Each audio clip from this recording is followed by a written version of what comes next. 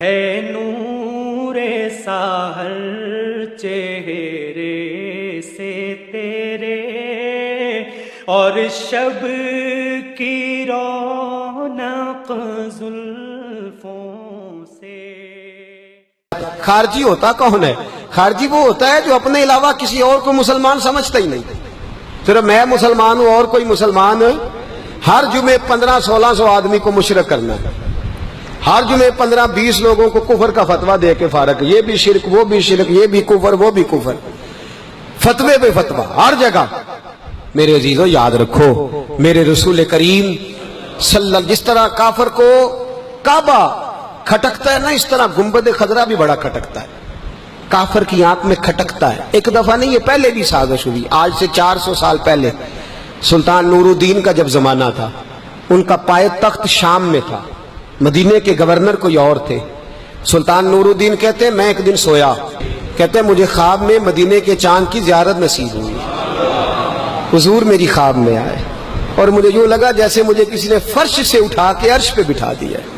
محبوب ملے اور حضور نے مجھے 2 لوگ دکھائے، داڑھی والے، عبادت کا نور ہے چہرے پہ، بظاہر نشان ڈال لیا ہے، متھا گھسا گھسا کے، کہا مجھے نظر آئے۔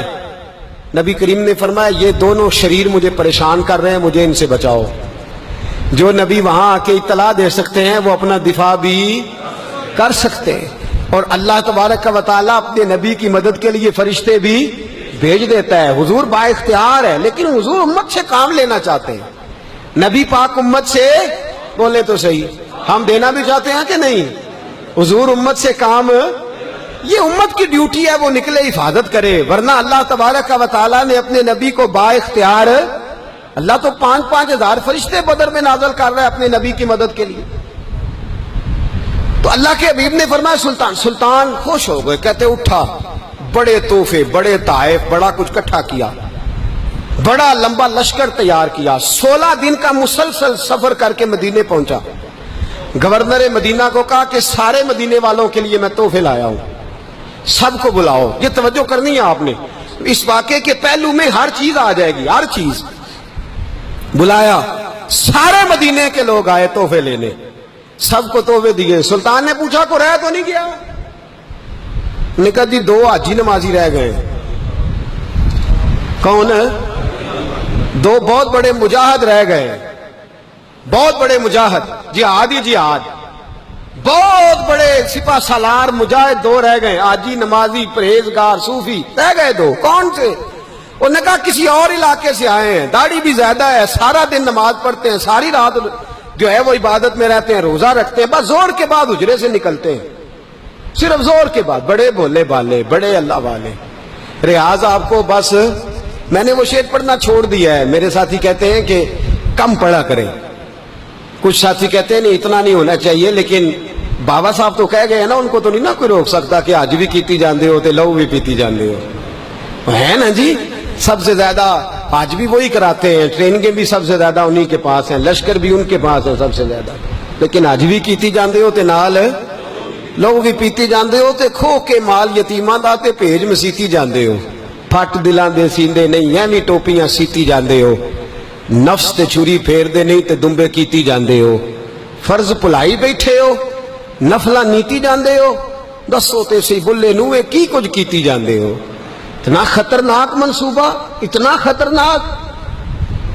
سلطان سے کہنے لگے جی وہ زور کے بعد نکلتے ہیں حجرے سے اور صدقہ خیرات کر کے پھر حجرے میں چلے جاتے ہیں۔ سلطان کہنے لگا ملاؤ تو صحیح، جو بندے گئے وہ بھی بڑے بادب گئے، کہا جناب آپ کو بلا رہے ہیں، اس لیے کہ مدرسہ ہی بہت بڑا ہے، ان کا طریقہ ہی بہت بڑا ہے، کیا بات ہے؟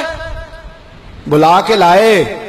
سلطان نے دیکھا تو سلطان کی آنکھیں کھل گئی، کہنے لگے یہ تو وہ 2 ہیں جو مجھے حضور نے خواب میں دکھائے ہیں۔ نبی پاک نے، یہ 400 سال پہلے مولانا علی قاری لکھ رہے ہیں، یہ تو حضور نے مجھے خواب میں دکھائے، یہ تو وہ ہیں۔ اللہ اکبر۔ میں اکثر کہتا ہوں ہمارا کسی کے ساتھ کوئی ذاتی جھگڑا نہیں، اللہ جانتا ہے، بڑی جلدی مر جانا ہے۔ ہاں کچھ لوگ زیادتی کرتے ہیں دین کے معاملات، میری سرکار کے بارے میں زیادتی کرتے ہیں تو ان سے دل بھر جاتا ہے، ان سے تکلیف پہنچتی ہے، ان سے اذیت ہوتی ہے، ورنہ خون کے آنسو دل روتا ہے۔ امت کو ایک ہونا چاہیے، उम्मत को, लेकिन उम्मत उस वक्त एक होगी जब नबी पाक के गुंबद के साए में एक होगी, जब रसूलुल्लाह के गुंबद की हरियाली में उम्मत एक होगी। मेरे हबीब पाक अलैहिस्सलाम, ये तो दो मुझे हुजूर ने दिखाए हैं। सुल्तान कहने लगा बांधो जरा कस के इन्हें, इनके घर की तलाशी लेनी है।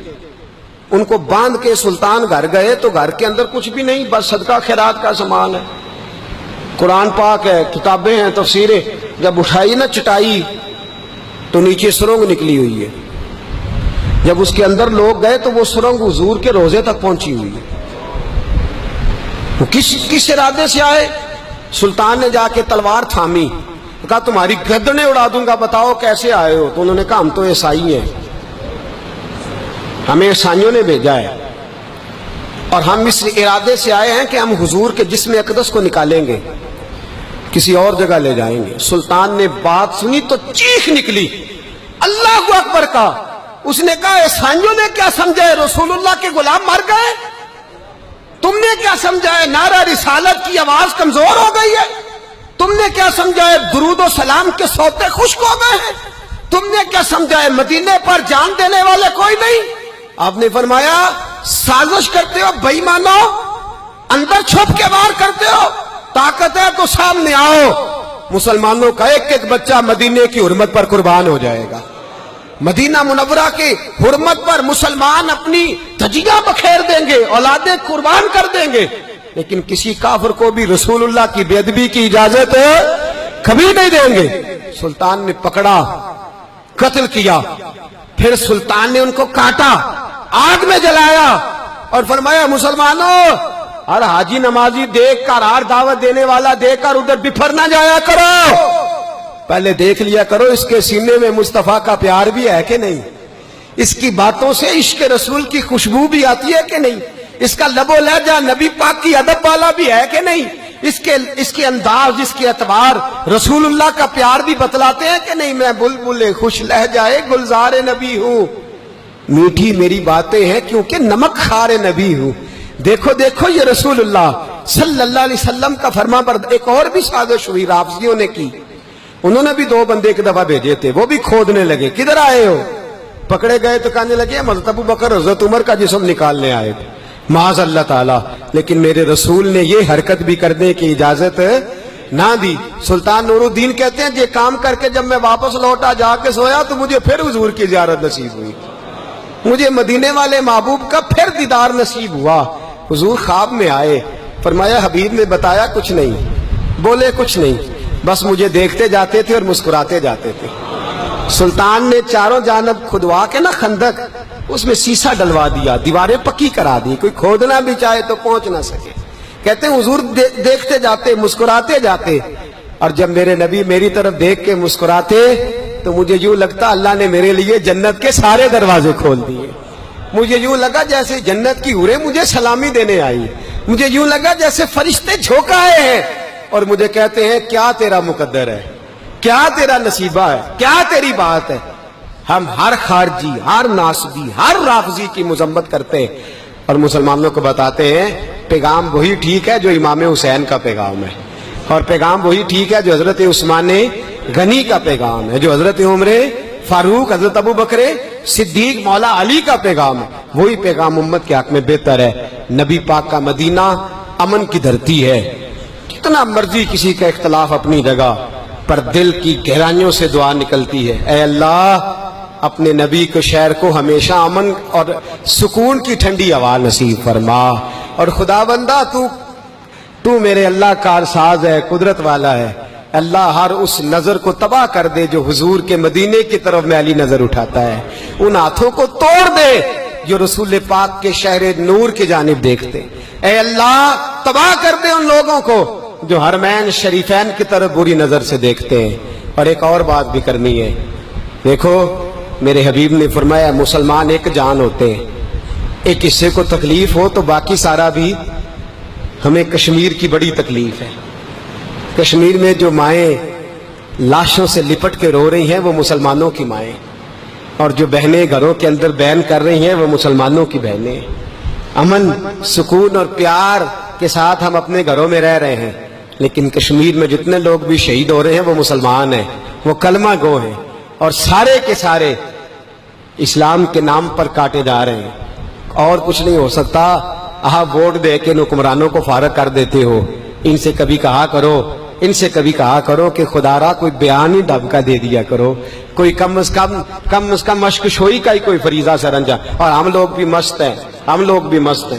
یہاں تو ہمارے یہاں شادیوں کے تذکرے عروج پہ ہوتے ہیں, طلاقوں پہ تذکرے موٹی خبروں میں لگتے ہیں, لیکن 40 کشمیری ایک دن میں کاٹا جا رہا ہے. یہ حساب ہونا ہے. ہم پڑوسی ہیں, وہ ہمارا نام لیتے ہیں, ہم سے پوچھا جائے گا صبح قیامت. اور کچھ نہیں ہو سکتا. تو جمعے میں دعا تو ہو سکتی ہے نا کہ یا اللہ تو ان کی غیب سے مدد فرما, اے اللہ تو ان کے حال پہ رحم فرما, اے اللہ تو ان کی مدد فرما, اور کفر کے مقابلے میں انہیں غلبہ عطا فرما. اے اللہ امت مسلمہ کو پھر سے عروج اور باکپن عطا فرما. ہمیشہ مدحت خیر الانام میں گزرے. دعا ہے یہ عمر درود و سلام میں گزرے. آخر دعوانا ان الحمد.